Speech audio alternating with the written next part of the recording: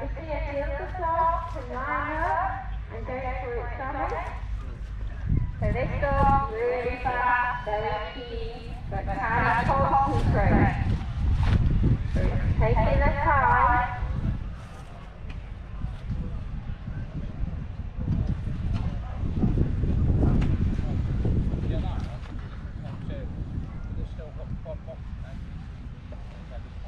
There we go, off he goes.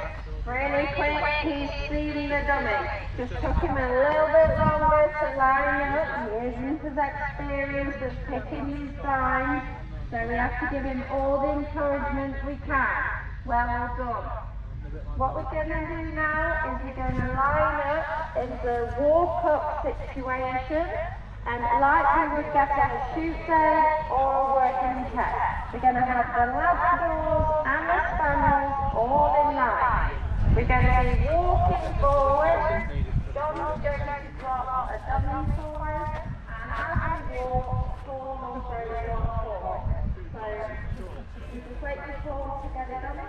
So if we are going into working tests, they are all on dummies, the same as we're using today.